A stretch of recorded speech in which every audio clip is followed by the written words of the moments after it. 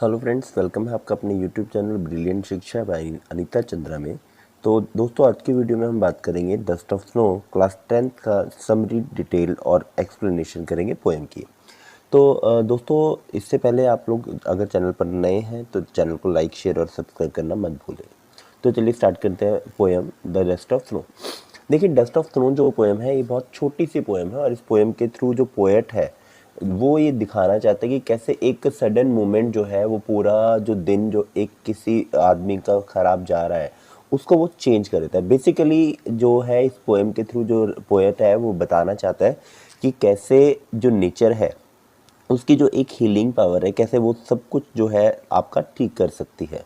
तो चलिए स्टार्ट करते हैं पोएम।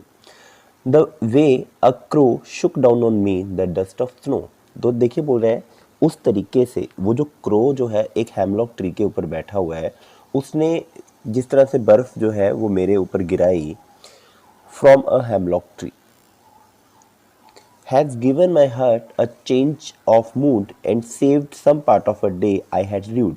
Rued means खराब करना। तो देखिए यहाँ क्या बोल रहा है, उस जो क्रो ने जो बर्फ उस पोएट के ऊपर गिराई है, the poet was standing under the tree, वो उस पेड़ के नीचे खड़ा है और उस क्रो ने जो बर्फ स्नो जो है वो उसके ऊपर गिराई है, has given my heart a change of mood. और उस स्नो ने, उस मोमेंट ने क्या किया, जो पोएट है उसका मूड चेंज कर दिया। और वो कौन सा मूड चेंज किया, and saved some part of a day I had rued. और उस डे का, उस दिन का जो कि मेरा पूरा दिन खराब जा रहा था, उसका थोड़ा सा हिस्सा उसने बचा लिया खराब होने से। चलिए तो बात करते हैं। It illustrate the extraordinary curative power of nature and trivial things in life. देखिए क्या बताता है बेटा, ये बताता है इस पूरी पोएम में कि जो छोटी छोटी सी चीज़ें हैं हमारी लाइफ में जो मायने नहीं रखती हैं वो, और दूसरी चीज़ जो नेचर है, जो हमारा जो प्रकृति है, प्रकृति के अंदर क्यूरेटिव पावर है। क्यूरेटिव पावर का मतलब होता है किसी भी चीज़ को हील करना, किसी भी चीज़ को ठीक कर देना। Nature cures everything whether it is awful mood और इलनेस। तो देखिए क्या बोल रहा है कि जो नेचर है, जो प्रकृति है, वो हर चीज़ को ठीक कर देते। क्योर्स मीन्स ठीक कर देती है, चाहे वो आपका ख़राब मूड हो, चाहे वो आपकी बीमारी हो। The author is experiencing one such bad day when a crow's movement near hemlock dusted snow upon him.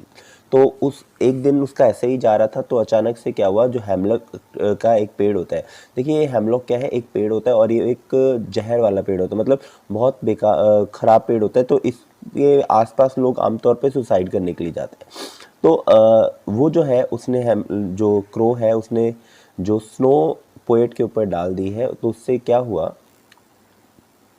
The snow instantly make him happier.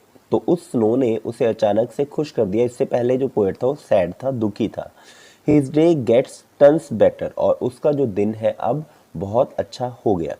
The supremacy of nature made him realise his problem or pity. तो देखिए, जो nature ने जो moment उसके साथ change किया है, तो उससे इससे पोएट को एक चीज़ महसूस हुई, एक चीज़ रियलाइज़ हुई कि उसकी जो प्रॉब्लम्स हैं ये पेटी है, मतलब छोटी छोटी प्रॉब्लम्स हैं, इनके ऊपर ज़्यादा टेंशन लेने की ज़रूरत नहीं है। The fact that hemlock is poisonously combined with crow being the indicator of doom and fear is utilized in the poem. तो देखिए दो चीज़ें, एक हेमलॉक ट्री और एक क्रो। क्रो को भी हम अच्छा नहीं मानते और जो हेमलॉक ट्री है इट इज़ ऑल्सो पॉइजनस। तो इसलिए वो इन दोनों चीज़ों को डूम, डूम का मतलब होता है कि अंधेरा और उस कठिनाई, तो इन सबको वो जो है इंडिकेट करने के लिए यहाँ पर उसने लिया है hemlock tree and crow. Because the carrier of happiness with in the life time of a narrator is ironical. तो देखिए यहाँ पर वो व्यंग करना चाहता है किस चीज़ के बारे में, जो कैरियर है किस चीज़ का, हैप्पीनेस का, जो खुशी लेके आता है। खुशी लेके कौन आता है, क्रो और हेमलॉक ट्री। तो दोनों के दोनों जो है नेगेटिव चीज़ें, और नेगेटिव चीज़ों को जो पोएट ने यूज़ किया है आयरनिकली, व्यंगात्मक रूप में, कि किस तरह से ये दोनों चीज़ें उसकी ज़िंदगी में खुशियाँ लेके आती। The poet tries to spotlight that sometimes creatures linked with negative aspects of life often bring changes and happiness. तो देखिए क्या बोल रहा है जो पोएट है वो यहाँ पर स्पॉटलाइट लेके आना चाहता है, मतलब हाईलाइट करना चाहता है किस चीज़ को, कि sometime creature link with negative aspect, जो चीज़ें कई बार नेगेटिव चीज़ों के साथ जुड़ी होती है। फॉर एग्जांपल क्रो की बात कर लेते हैं। क्रो को हम एक अच्छा जो पक्षी है, अच्छा बर्ड है, वो नहीं मानते हैं, लेकिन फिर भी कई बार वो जो है हैप्पीनेस और अच्छे जो चेंजेस हैं वो हमारी लाइफ में ले आते हैं। तो यही पर यहाँ इस पोएम के थ्रू जो पोएट है यही बताना चाहता है। Being outdoor in nature with all it's unpredictability can benefit anyone anywhere at any time. तो जो नेचर है वो अनप्रिडिक्टेबल है, वो कभी भी कुछ भी किसी भी समय कर सकता है आपके लिए अच्छा। It is winter season and the poet is in the bad mood sitting quietly under the hemlock tree covered all over the snow। तो देखिए अब जो पोएट है वो कहाँ पर बैठा है, एक हेमलॉक ट्री के नीचे बैठा है जिसके पूरे के पूरे ऊपर क्या है, बर्फ कवर है। On spur of a moment, तभी अचानक से क्या होता है, a crow sitting on the branches of the tree shakes the tree and the snow from tree falls on the poet. तो अचानक से जो क्रो है वो उसकी टहनियों को हिलाता है और टहनियों को हिलाने से क्या होता है, जो बर्फ हेमलॉक ट्री के ऊपर पड़ी है वो जो बर्फ है वो पोएट के ऊपर गिर जाती है। The snow is cold and velvety to touch, which changes a poet mood from bitter to elate। तो अब देखिए क्या होता है, जो पोएट है उसका मूड बहुत ख़राब है, लेकिन जो स्नो है वो बहुत ज़्यादा ठंडी है और वेलवेटी, वेलवेटी होता है वेलवेट जो है, बड़ी कोमल बड़ी मुलायम सी है बर्फ़। तो उससे क्या होता है, जैसे वो उसको टच करता है बर्फ़ को, आइस को, तो वैसे ही उसका क्या होता है, जो मूड है वो चेंज हो जाता है, ख़राब से अच्छा हो जाता है। This fills him with a refreshing feeling. This moment was very compelling and saved his day from disappointment।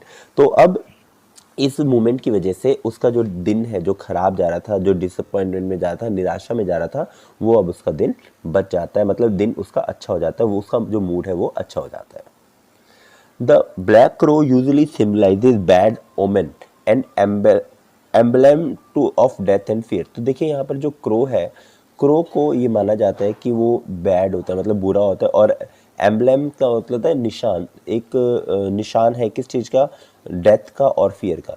Since the crow is not related to goodwill, it is ironical that during this poem he did an honest deed by shaking off the tree. देखिए जो कौवा है, जो crow है, crow को हम लोग अच्छा प्राणी नहीं मानते हैं, बट यहाँ पर देखिए क्या होता है, वो जो क्रो अगर उस जो ट्री को नहीं हिलाता तो उसकी जो बर्फ़ है, जो आइस है या जो स्नो है, वो पोएट के ऊपर नहीं गिरती। तो अगर वो पोएट के ऊपर नहीं गिरती, उसका मूड चेंज नहीं होता। तो इसका मतलब जो पोएट की लाइफ में या उस दिन में जो चेंज लेके आने वाला था वो था क्रो। तो ये एक आयरनिकल चीज़ है कि जो नेगेटिव चीज़ें होती हैं वो भी कई बार हमारी लाइफ में पॉजिटिव चीज़ें लेके आ जाती हैं। Robert Frost did not prefer to use any other trees like oak, maple or pine. He chose the hemlock which is typically related to poison and toxicity. देखिए अब रॉबर्ट ने देखिए इस पोएम में हेमलॉक ट्री की बात की है, वहाँ पर वो चाहता तो ओक का ट्री भी ले सकता था, मैपल जो कि बहुत अच्छा एक पेड़ होता है जो कनाडा में पाया जाता है, और पाइन जो ट्री है उसको भी, देवदार जिसको हम लोग बोलते हैं, उन पेड़ों को भी ले सकता था। लेकिन उनने जो पोएट ने इन जो है ट्रीज को ना लेकर के हेमलॉक ट्री को लिया है, क्योंकि हेमलॉक ट्री है एक पॉइजनस और टॉक्सिसिटी के लिए, मतलब अपने जहर के लिए जाना जाता है। Similarly, he uses dust which is useless to anybody and nobody wants to be liking dust। अब देखिए डस्ट का मतलब धूल मिट्टी, तो यहाँ पर उसने धूल मिट्टी का यूज़ किया है। तो धूल मिट्टी, डस्ट ऑफ स्नो, बड़ा एक जो है वर्ड, अजीब सा वर्ड लगेगा आपको, लेकिन उसने इन दोनों वर्ड का यूज़ यहाँ पर इसलिए किया है क्योंकि वो दिखाना चाहता है कि नेगेटिविटी में भी क्या होती है, हमेशा पॉजिटिविटी छुपी होती है।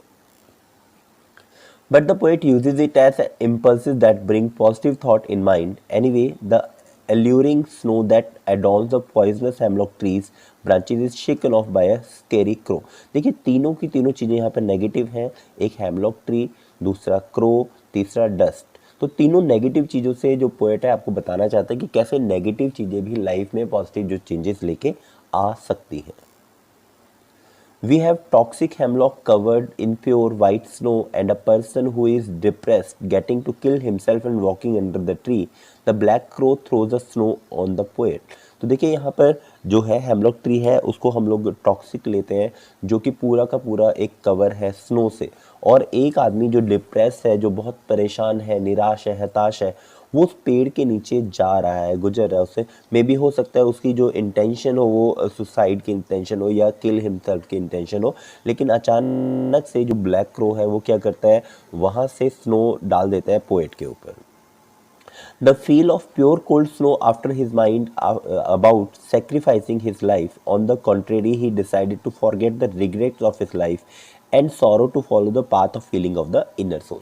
तो यहाँ पर अब क्या होता है, जैसे ही स्नो उसके ऊपर गिरती है तो वो अपनी लाइफ को जो सेक्रीफाइस करने जा रहा है, जो सुसाइड करने जा रहा है, वो उसको भूल जाता है, उसको छोड़ देता है उस विचार को। On the contrary he decided to forget the regret of his life. अब देखिए, आदमी जो उसको रिग्रेट थे, जो उसको अपने लाइफ को लेकर के उसको परेशानियां थी, तो उन सारी परेशानियों को भूल जाना चाहता है और क्या करना चाहता है, वो पाथ ऑफ हीलिंग की तरफ जाना चाहता है, ताकि उसकी अंदर की जो आत्मा है उसका जो हीलिंग हो जाए उसको। This poem conveys the message that nothing is life is small. तो यहाँ पर जो पोएट है वो बताना चाहता है कि लाइफ में कुछ भी स्मॉल नहीं होता। Even trivial things can bring positive change in our life. In addition to this it also shows that if we take things positively in life, situation do changes for better. तो यहाँ पर ये बताना चाहता है poet कि छोटी छोटी चीज़ें जो हैं वो बहुत पॉजिटिव चेंजेस आपकी लाइफ में ला सकती हैं। और दूसरी चीज़ आपको ये बताना चाहता है कि we should be positive in life, हमें अपनी लाइफ में पॉजिटिव रहना चाहिए, क्योंकि जो सिचुएशन है वो हमेशा चेंज होती है अच्छे के लिए। इवन द स्मॉल हेल्प और good gesture we do for others make large differences. तो अगर हम लोग दूसरे लोगों के लिए कुछ हेल्प करते हैं या कुछ अच्छा काम करते हैं तो उससे भी जो फ़र्क वो पड़ता है। Just believe those random act of kindness we do and the way they brighten a person's day and sometime change their future. Noticing and appreciating all the tiny thing in life will make our life happier. तो अब हमें करना क्या है बेटा, अब हमें छोटी छोटी लाइफ में जो हमारी चीज़ें घटती हैं, जो छोटी छोटी घटनाएं हैं, उनको हम लोगों ने अप्रिशिएट करना है, उनकी प्रशंसा करनी है, उनको इंजॉय करना है। और दूसरी चीज़, हमें जो एक्ट ऑफ काइंडनेस है, मतलब दूसरों लोगों के लिए जो अच्छा काम है वो करते रहना है। तो ये थी आपकी पोएम। होप सो आप लोगों को समझ में आई होगी, आप लोगों ने इंजॉय किया होगा।